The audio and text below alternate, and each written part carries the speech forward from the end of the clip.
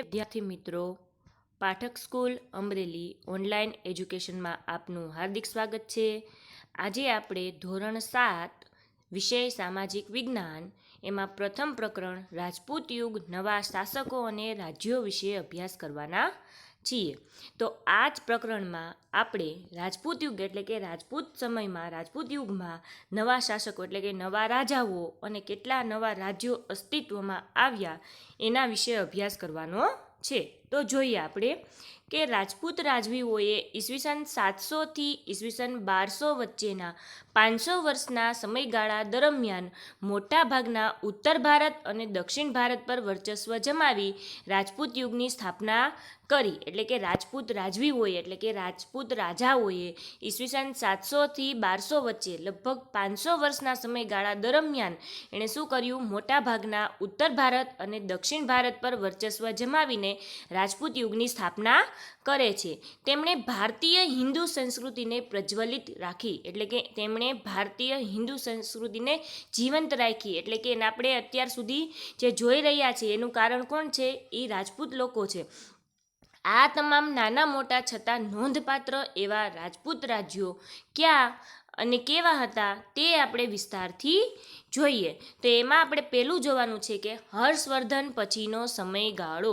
હવે હું તમને એક વાત ક્લિયર કરી દઉં કે પૂર્વ મધ્યયુગ એટલે કે 8મી થી 12મી સદી એટલે કે 8મી થી 12મી સદીના સમયગાળા દરમિયાન એટલે કે એના પહેલાંના સમયમાં ઉત્તર ભારતમાં હર્ષવર્ધનનું રાજ્ય હતું અને દક્ષિણ ભારતમાં પુલકેશી બીજાનું રાજ્ય હતું. તો હવે આપણે હર્ષવર્ધન પછીનો સમયગાળો એટલે કે 7મી સદી પછીના સમયગાળા વિશે જાણવાનું છે. હર્ષવર્ધનનું મૃત્યુ ક્યારે થઈ ગયું? 7મી સદીમાં થઈ ગયું. તો એના પછીનો સમયગાળો એટલે કે મધ્યયુગ વિશે આપણે માહિતી મેળવવાની છે. તમને અહીં હર્ષવર્ધનનો ફોટો પણ આપેલો છે, તમે જોઈ શકો છો. 7મી સદીમાં હર્ષવર્ધનના અવસાન બાદ ઉત્તર ભારતમાં તેમના વિશાળ સામ્રાજ્યનું નાના નાના સ્વતંત્ર રાજ્યોમાં વિભાજન થયું. હવે 7મી સદીમાં શું થયું? હર્ષવર્ધનનું અવસાન થઈ ગયું. એનું અવસાન થતાં ઉત્તર ભારતની એકતા તૂટી ગઈ. ઉત્તર ભારતની એકતા તૂટી એને કારણે એનું જે મોટું વિશાળ સામ્રાજ્ય હતું એ નાના નાના સ્વતંત્ર રાજ્યોમાં વિભાજન એટલે કે વહેંચાઈ ગયું. એ જ રીતે પુલકેશી બીજાના અવસાન પછી દક્ષિણ ભારતમાં પણ સ્વતંત્ર રાજ્યો બન્યા. એવી જ રીતે દક્ષિણ ભારતમાં કોનું રાજ્ય હતું? પુલકેશી બીજાનું. એ પુલકેશી બીજાના અવસાન બાદ એમાં પણ એવું જ થયું કે નાના નાના સ્વતંત્ર રાજ્યો બન્યા. મધ્યયુગના આ સમયકાળને ભારતીય ઇતિહાસમાં રાજપૂત યુગ કહેવામાં આવે છે. મધ્યયુગનો આ સમયકાળ છે એને આપણે ભારતીય ઇતિહાસમાં રાજપૂત યુગ તરીકે ઓળખીએ છીએ. ત્યાર પછી આપણને એ રાજપૂતો જે હતા એના લક્ષણો અને એની પત્ની એટલે કે રાજપૂતાણીઓના લક્ષણો વિશે માહિતી આપેલી છે. તો રાજપૂતોના લક્ષણો જોઈએ તેમાં પહેલું આપણને શું કીધું કે રાજપૂતો બહાદુર હતા તેટલા જ ટેકીલા હતા.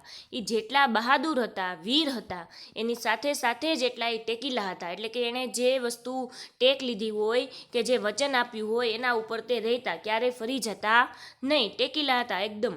આપેલ વચન પ્રાણને ભોગે પણ પાળતા. એને જે વચન આપ્યું હોય એ પ્રાણના ભોગે પણ એનું પાલન કરતા હતા. દુશ્મનને પીઠ બતાવવા કરતાં તેઓ મૃત્યુ વિશેષ પસંદ કરતા. તેઓ દુશ્મનને પીઠ બતાવવા એટલે કે રણભૂમિમાં યુદ્ધના મેદાનમાં ક્યારેય યુદ્ધ છોડીને જતા નહીં, દુશ્મનને પીઠ બતાવવા એના કરતાં તેઓ મૃત્યુને વિશેષ પસંદ કરતા હતા. તેઓ ગૌ બ્રાહ્મણ પ્રતિપાલક હતા. તેઓ ગૌ બ્રાહ્મણ પ્રતિપાલક એટલે ગૌ બ્રાહ્મણ લોકો ગૌ બ્રાહ્મણના નિયમોનું પાલન કરતા હતા અને એના ધર્મનું એ પાલન કરતા હતા. શરણે આવેલાનું તેઓ કોઈ પણ ભોગે રક્ષણ કરતા. એ જે એના શરણે આવ્યા હોય એની પાસેથી મદદ માગી હોય એનું એ કોઈ પણ ભોગે રક્ષણ કરતા હતા. લડાઈમાં પણ અધર્મ આચરતા નહીં. તેઓ ક્યારેય યુદ્ધમાં પણ બેઈમાની કરતા નહીં એટલે કે અધર્મ આચરતા નહીં. ત્યાર પછી આપેલું છે ભારતની રાજપૂતાણીઓના લક્ષણો. તો શું કીધું કે ભારતની રાજપૂતાણીઓ વીરત્વ માટે વિખ્યાત હતી. એટલે કે રાજપૂતાણીઓ પોતાના વીરત્વ માટે પ્રખ્યાત હતી. પુત્ર અને પતિને હસતા મુખે યુદ્ધમાં વિદાય આપતી. આ રાજપૂતાણીઓ પુત્ર અને પતિને હસતા મુખે યુદ્ધમાં વિદાય આપતી. જો તમને એનો ફોટોગ્રાફ પણ આપેલો છે કે રણ મેદાનમાં વિદાય આપતી રાજપૂત વીરાંગના, એ ફોટોગ્રાફ તમને આપેલો છે. સતીત્વ, નિડરતા અને સત્ય માટે તે પ્રાણની પણ પરવા કરતી નહીં. તે સતીત્વ, પછી નિડરતા એટલે કોઈનાથી ડરતી નહીં, અને સત્ય માટે પોતાના પ્રાણની પણ એ પરવા કરતી નહીં. જરૂર પડે તો હાથમાં તલવાર લઈને રણ મેદાને નીકળી પડતી. ઘણીવાર એવું પણ બને કે રાજ્ય એમનું રાજા વગરનું થઈ ગયું હોય અને જરૂર પણ પડે તો ત્યારે તે પોતે રણ મેદાનમાં તલવાર લઈને નીકળી પડતી. આવી વીરાંગનાઓની અનેક ઉદાહરણો આપણને જોવા મળે છે. આવી વીરાંગનાઓના અનેક ઉદાહરણો આપણા ભારતીય સંસ્કૃતિમાં આપણને જોવા મળે છે. ત્યાર પછી આપણને શું કીધું કે ભારતના મધ્યયુગીન ઇતિહાસમાં રણધીરા રાજપૂત શાસકોની વીરતા, સાહસ અને શૌર્યના પ્રસંગો નોંધાયેલા છે. એટલે કે આપણા ભારતના મધ્યયુગના ઇતિહાસમાં આવા બહાદુર એવા રાજપૂતોના શાસકોની એની વીરતા, એના સાહસ અને એના શૌર્યના પ્રસંગો નોંધાયેલા છે.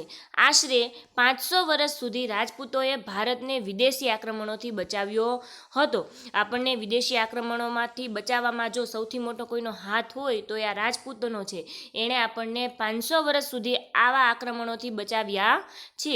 7મી સદીના અંતમાં સામંતશાહી શક્તિઓનો ઉદય થતાં ભારત અનેક નાના મોટા ટુકડાઓમાં વહેંચાયો. હવે તમને એવો પ્રશ્ન થાય કે સામંતશાહી એટલે શું? તો એ વસ્તુ હું તમને ક્લિયર કરી દઉં કે રાજા પોતાના વિશાળ સામ્રાજ્યને 3 ભાગમાં વહેંચતો. આ 3 ભાગમાં જે કર વસૂલી કરવાનું કાર્ય કરે, વહીવટી કાર્ય કરે, એ વ્યક્તિને સામંત કહેવામાં આવતા હતા. પરંતુ જ્યારે હર્ષવર્ધનનું અને પુલકેશી બીજાનું અવસાન થયું, એટલે કે આ રાજાઓના અવસાન થતાં એ જે 3 ભાગના સામંતો હતા તે સ્વતંત્ર રાજાઓ બની ગયા અને સામંતશાહી શક્તિનો ઉદય થયો અને ભારત અનેક નાના મોટા ટુકડાઓમાં વહેંચાઈ ગયો. દેશમાં અનેક રાજપૂત રાજ્યવંશોનો ઉદય થયો. એટલા માટે દેશમાં શું થયું? અનેક રાજપૂત રાજ્યવંશોનો ઉદય થયો. આ સમયને મધ્યયુગ કહે છે. આ સમયને આપણે શું કહીએ છીએ? મધ્યયુગ કહીએ છીએ.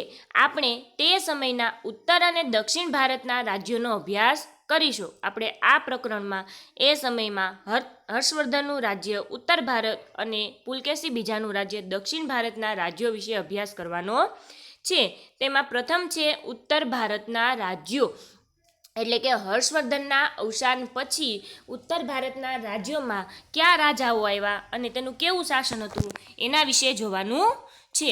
ગુર્જર પ્રતિહાર સામ્રાજ્યના પતન બાદ કન્નૌજનું ગઢવાલ રાજ્ય, બુંદેલખંડના ચંદેલો, માળવાનું પરમાર રાજ્ય, અણહિલવાડનું ચોલુક્ય રાજ્ય, ડાહલનું ચેદી રાજ્ય, શાકંભરીનું ચૌહાણ રાજ્ય અને દક્ષિણ રાજસ્થાનનું ગોહિલ રાજ્ય સ્થાપિત થયા. આટલા રાજ્યો અસ્તિત્વમાં આવ્યા હતા. ગઢવાલ રાજ્યનો સ્થાપક ચંદ્રદેવ હતો. હવે ગઢવાલ રાજ્ય છે એનો સ્થાપક કોણ હતો? એની સ્થાપના કોણે કરી હતી? ચંદ્રદેવે. તેમણે કન્નૌજ સિવાય કાશીને પણ બીજી રાજધાની બનાવી હતી. હવે હર્ષવર્ધનના સમયમાં કન્નૌજ છે તે ઉત્તર ભારતની રાજધાની હતી, પરંતુ આ ચંદ્રદેવ છે એણે કન્નૌજની સાથે સાથે કાશીને પણ બીજી રાજધાની બનાવી હતી. આ વંશમાં મદનચંદ્ર, ગોવિંદચંદ્ર જેવા શાસકો થયા હતા. આ વંશમાં મદનચંદ્ર અને ગોવિંદચંદ્ર જેવા શાસકો થઈ ગયા છે. જેમાં ગોવિંદચંદ્ર આ કુળનો સૌથી પ્રતાપી અને પરાક્રમી રાજા હતો. પ્રતાપી એટલે કે ખૂબ જ બહાદુર, અને પરાક્રમી એટલે કે એને ઘણા બધા યુદ્ધોમાં વિજય મેળવ્યો હતો. તેણે ગઝનીના આક્રમણને અટકાવ્યું હતું. ગઝનીએ અવારનવાર આક્રમણ કર્યું હતું. તેને આપણા ભારત દેશની સંપત્તિમાં રસ હતો એટલા માટે, પરંતુ આણે અવારનવાર એ જે આક્રમણ કર્યું એમાંથી આક્રમણને અટકાવવાનું કાર્ય કોણે કર્યું હતું? આ ગોવિંદચંદ્ર નામના રાજાએ કર્યું હતું. તેમજ અનેક બૌદ્ધ વિહારોનો જીર્ણોદ્ધાર કરાવ્યો હતો. હવે હર્ષવર્ધનના સમયમાં બૌદ્ધ ધર્મ અસ્તિત્વમાં હતો, એટલે એ જે બૌદ્ધ વિહારો હતા એ જે સાવ ખરાબ થઈ ગયા હતા એનો જીર્ણોદ્ધાર એટલે કે એને ફરીથી એને રિપેર કરાવી સરસ બનાવી દીધા હતા. ઉત્તર ભારતના અન્ય શાસકોમાં બુંદેલખંડના ચંદેલોનો સમાવેશ થાય છે. એવી જ રીતે ઉત્તર ભારતના અન્ય શાસકો છે એમાં બુંદેલખંડના ચંદેલોનો પણ સમાવેશ થાય છે. બુંદેલખંડ પ્રદેશનું ચંદેલોનું આ રાજ્ય પાછળથી જેજાક ભુક્તિના નામથી ઓળખાયું હતું. આ રાજ્યમાં યશોવર્મા, કીર્તિવર્મા, પરમીરદેવ જેવા મહાન શાસકો થઈ ગયા હતા. ભારતના ઇતિહાસમાં ચંદેલ વંશનું ઘણું મહત્ત્વ છે. આપણો જે ભારતનો ઇતિહાસ છે એમાં ચંદેલ વંશનું ઘણું મહત્ત્વ છે. ખજુરાહો, કાલિંજર અને મહોબા ચંદેલોના મુખ્ય નગરો હતા. ચંદેલોના મુખ્ય નગરો ક્યાં ક્યાં હતા? તો કે ખજુરાહો, કાલિંજર અને મહોબા એ ચંદેલોના મુખ્ય નગરો હતા. ખજુરાહો તેના ભવ્ય મંદિરોને લઈને તીર્થસ્થાન તરીકે પ્રખ્યાત થયું હતું. જે ખજુરાહોના મંદિરો છે જે આજે પણ અત્યારે ઓળખાય છે એ તે સમયથી જ એક તીર્થસ્થાન તરીકે પ્રખ્યાત થયું હતું. ચંદેલોએ બુંદેલખંડમાં મહાન ધાર્મિક મકાનો અને જળાશયો બંધાવીને સુશોભિત બનાવ્યું હતું. એટલે કે ચંદેલો હતા તે કલાઓ અને સ્થાપત્યના પણ શોખીન હતા. એટલે એણે ઘણા બધા ધાર્મિક મકાનો અને જળાશયો બનાવીને સુશોભિત આખું એક સરસ મજાનું બુંદેલખંડ બનાવ્યો હતો. માળવાનો પ્રદેશ છે તે પ્રાચીન કાળથી જ અવંતી અથવા ઉજ્જૈનીના રાજ્ય તરીકે જાણીતો હતો. ઈસવીસન 820માં કૃષ્ણરાજે પરમાર વંશની સ્થાપના કરી. પરમાર વંશમાં સિયક, મુંજ, ભોજ જેવા મહાન શાસકો થયા હતા. એમાં ભોજ છે તે પરમાર વંશનો સૌથી શ્રેષ્ઠ રાજા હતો. જો તમને રાજા ભોજનું અહીં ચિત્ર પણ આપેલું છે, તેને આપણે ઇતિહાસમાં ખૂબ જ સારી રીતે ઓળખીએ છીએ. તે સૌથી શ્રેષ્ઠ રાજા હતો. તેની ખ્યાતિ ભારતના એક આદર્શ લોકપ્રિય રાજા તરીકે થાય છે. એટલે કે એ રાજા છે એકદમ આદર્શ અને લોકપ્રિય, એટલે કે લોકોમાં પ્રિય હતો. એટલા માટે એની એક ભારતમાં અલગ જ પ્રકારની ખ્યાતિ છે, એની નામના છે. રાજા ભોજે ધારાનગરીમાં એક વિશાળ મહાશાળાની સ્થાપના કરી હતી. આ જે રાજા ભોજ છે એણે ધારાનગરીમાં એક વિશાળ મહાશાળાની સ્થાપના કરી હતી. ફરતી ટેકરીઓની વચમાં સુંદર નગર ભોજપુર નામનું નગર વસાવ્યું હતું. જે હાલમાં આપણું ભોપાલ છે તે એણે ફરતી ટેકરીઓ અને એની વચ્ચે એક નગર બનાવ્યું હતું જેનું નામ એણે આપ્યું હતું ભોજપુર. ચૌહાણ કે ચહમાન વંશના અનેક રાજપૂતો સરદારો ગુજરાત અને રાજસ્થાનના વિવિધ ભાગોમાં રાજ્ય કરતા હતા. એમાંની એક શાખા 8મી સદીમાં સાંભર સરોવર નજીક શાકંભરી નામના સ્થળે રાજ્ય કરતી હતી. જે હાલનું આપણું અજમેરની ઉત્તરે આવેલું સાંભર સરોવર છે તે શાકંભરીના ચાહમાન એટલે કે ચૌહાણ વંશનો સ્થાપક કોણ હતો? વાસુદેવ હતો. 12મી સદીના આરંભમાં અજયરાજ શાકંભરીની ગાદી ઉપર બેઠો. હવે 12મી સદીના આરંભમાં કોણ આવ્યું ગાદી ઉપર? અજયરાજ શાકંભરી આવ્યો. તેણે અજયમેરુ નામના નગરની સ્થાપના કરી હતી, જે આજે પાછળથી અજમેરના નામે ઓળખાય છે. એણે પોતાના નામ ઉપરથી અજયમેરુ નામના નગરની સ્થાપના કરી હતી, જેને આપણે આજે અજમેર તરીકે ઓળખીએ છીએ. ગુજરાતના સોલંકી રાજા સિદ્ધરાજ જયસિંહની રાજકુંવરીના લગ્ન ચૌહાણ વંશના અણોજરાજ સાથે થયેલા.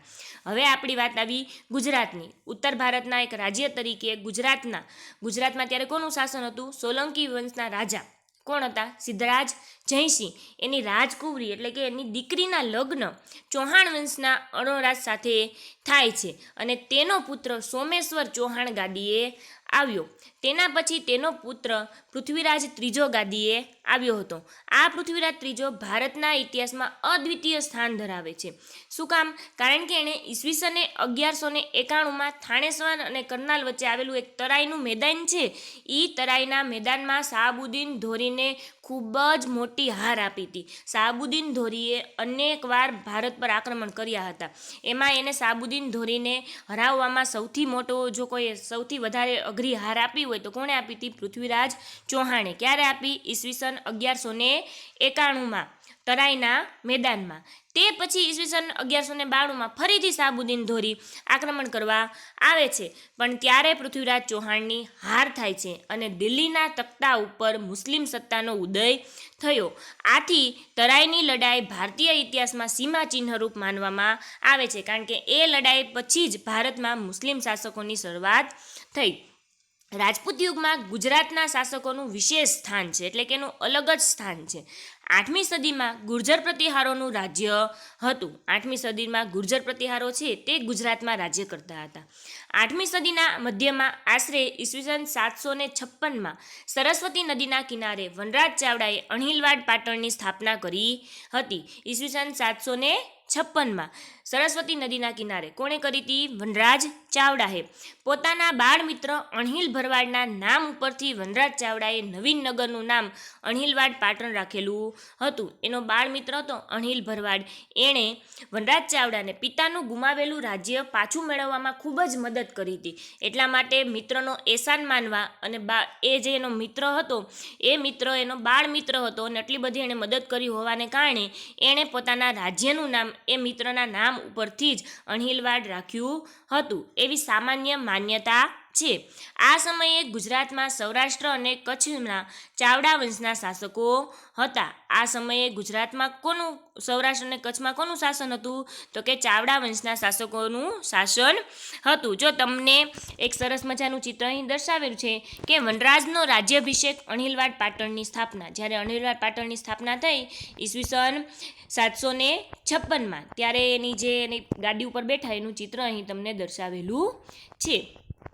ત્યાર પછી શું કીધું કે જેમાં વઢવાણ, દીવ, ઓખામંડળ, પાટગઢ, ભદ્રાવતી વગેરેનો સમાવેશ થાય છે. એટલે કે ગુજરાતમાં ચાવડા વંશનું શાસન હતું તેમાં કોનો સમાવેશ થાય છે? વઢવાણ, દીવ, ઓખામંડળ, પાટગઢ, ભદ્રાવતીનો સમાવેશ થાય છે. આ બધા શાસકોમાં સોલંકીઓના શાસનકાળને ગુજરાતના રાજપૂત શાસનનો સુવર્ણયુગ ગણવામાં આવે છે. કારણ કે સોલંકી વંશના રાજાઓ હતા ત્યારે ગુજરાતની ખ્યાતિ છે તે ટોચ ઉપર હતી. એવું કહેવાય છે કે સોલંકી વંશના રાજાના સમયગાળામાં જ એવું હતું કે રાજ્યમાં સરસ્વતી, લક્ષ્મી અને અહિંસાનો ત્રિવેણી સંગમ જોવા મળતો હતો. ત્યારે ખૂબ જ મોટા પ્રમાણમાં વિદેશથી સોનું આવતું હતું ગુજરાતમાં અને ગુજરાતનો યુગ છે તે સુવર્ણ યુગ તરીકે ઓળખાતો હતો. આ વંશમાં મૂળરાજ ભીમદેવ, સિદ્ધરાજ જયસિંહ, કુમારપાળ, ભીમદેવ બીજો વગેરે શક્તિશાળી શાસકો થઈ ગયા. સોલંકીઓના શાસનમાં ગુજરાત આર્થિક અને સાંસ્કૃતિક દ્રષ્ટિએ સમૃદ્ધ હતું. ત્યારે ગુજરાતની આર્થિક સમૃદ્ધિ ટોચ ઉપર હતી અને સાંસ્કૃતિક દ્રષ્ટિ એટલે કે કલા અને સ્થાપત્યોના પણ આ લોકો શોખીન હતા, આ રાજાઓ. એટલે એને ઘણું સારું સ્થાપત્ય ક્ષેત્રે પણ પ્રગતિ કરી હતી.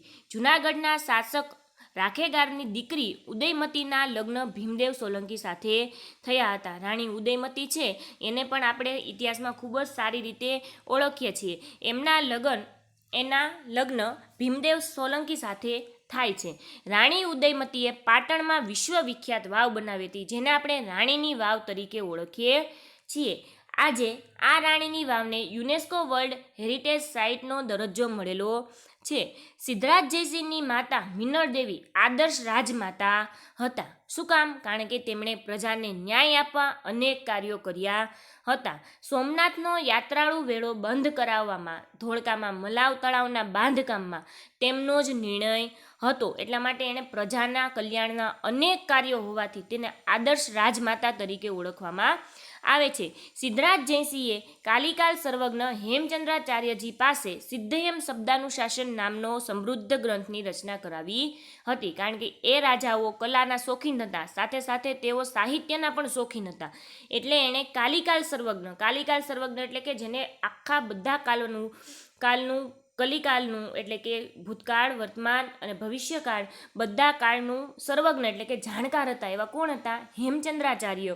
એની પાસે ખૂબ જ મહાન ગ્રંથ સિદ્ધયમ શબ્દાનુશાસન, જેમાં સિદ્ધરાજ જયસિંહે પોતાના રાજ્ય વિશેની માહિતી આપી છે, એ સમૃદ્ધ ગ્રંથની રચના કરાવી હતી. આ ગ્રંથની નગરમાં હાથી ઉપર શોભાયાત્રા કાઢવામાં આવી હતી. પહેલી વાર એવો બનાવ બન્યો હતો કે કોઈ ગ્રંથની હાથી ઉપર શોભાયાત્રા કાઢવામાં આવી હોય. ત્યારે પાટણનો રાજા આમ પ્રજાની સાથે ચાલ્યો હતો. ત્યારે એ પાટણનો રાજા હતો એ પોતે આમ પ્રજાની એટલે કે લોકોની સાથે ચાલતા આ શોભાયાત્રામાં એણે ભાગ લીધો હતો. કુમારપાળ પણ પ્રજા કલ્યાણ શાસક હતો. કુમારપાળ છે એ પણ કેવો શાસક હતો? પ્રજા કલ્યાણ શાસક હતો. અને આચાર્ય હેમચંદ્રાચાર્યનો તેનો ઉપર ઘણો પ્રભાવ હતો. તેમની પ્રેરણાથી રાજા કુમારપાળે રાજ્યમાં જુગારની રમત, પશુવધ ઉપર પ્રતિબંધ મૂક્યો હતો. જો એણે રાજ્યમાં જે ખોટા રીત રિવાજો હતા કે કુરિવાજો હતા એને એ દૂર કર્યા હતા. એમાં એને જુગારની રમત છે, પશુવધ છે એટલે કે બિચારા જે પ્રાણીઓ, નિર્દોષ પ્રાણીઓનો વધ કરવામાં આવતો હતો એના ઉપર એણે પ્રતિબંધ મૂકી દીધો હતો. અને અહિંસાના પાલન માટે કડક આજ્ઞાઓ કરી હતી.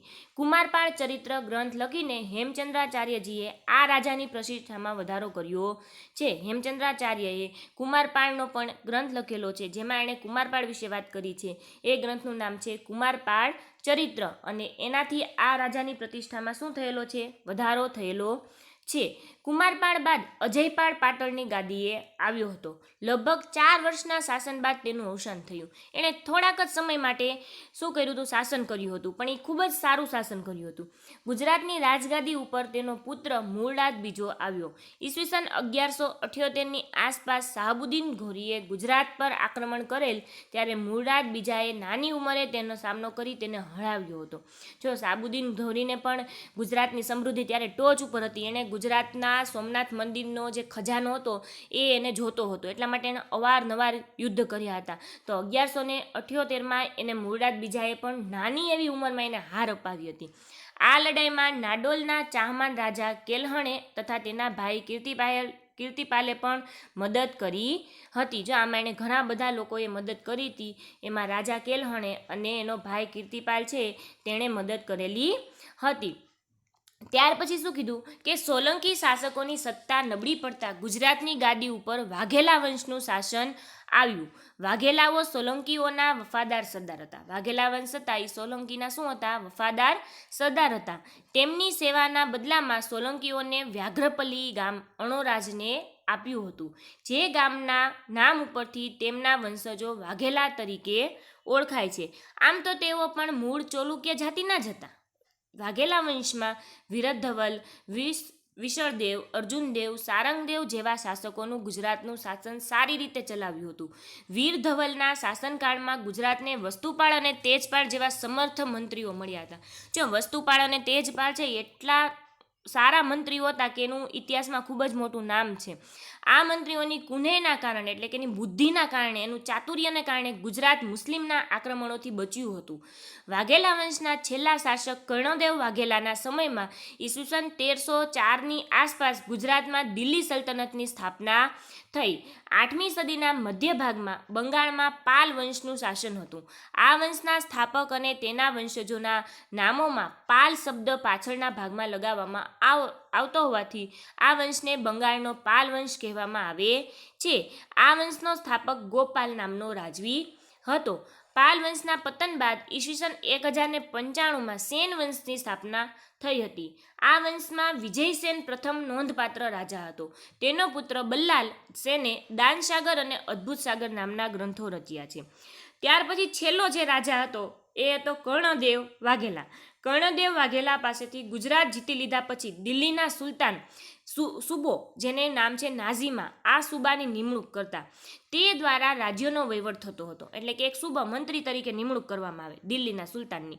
દિલ્હીનો સુલતાન છે તો એ નિમણૂક કરે અને એણે બધા રાજ્યો સંભાળવાના. તો ગુજરાતનો છેલ્લો હિન્દુ વંશનો શાસક કોણ હતો? કર્ણદેવ વાઘેલા. એની પાસેથી દિલ્હીના સુલતાને ગુજરાત લઈ લીધું હતું અને એ સુબાની નિમણૂક કરી એના દ્વારા વહીવટ કરતા હતા.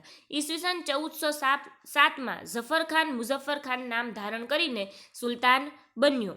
આ વંશમાં 14 સુલતાનો થઈ ગયા, જેમાં અહમદ શાહ, મહમૂદ બેગડો, બહાદુર શાહ જેવા સુલતાનોનો સમાવેશ થાય છે. 17મી સદીમાં ગુજરાતમાં મુઘલ શાસનની શરૂઆત થતાં સલ્તનતકાળ પૂરો થાય છે. 17મી સદીમાં દિલ્હીની ગાદી ઉપરથી મુઘલ શાસનનો પણ અંત આવે છે અને સલ્તનતકાળ પૂરો થાય છે.